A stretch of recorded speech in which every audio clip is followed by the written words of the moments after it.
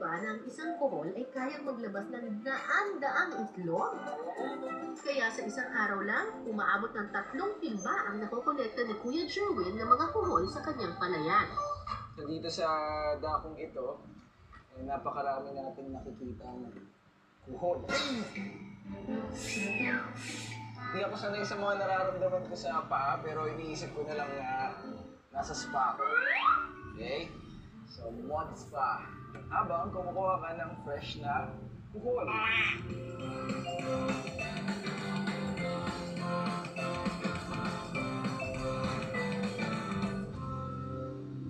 Ito na ang ating mga nakuha na kuhol dito sa palayan. So, ready na nating lutuin ito. Ang mga nakuhang kuhol, perfect na tinola ngayong tag-ulan. Sa isang kaldero, tigisa ang luya, bawang, sibuyas at kamatis. Timplahan ito ng patis at saka ilagay ang mga kuhol.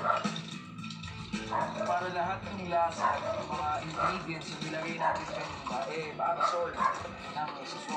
Ganun po katagal pag nilagay natin yan.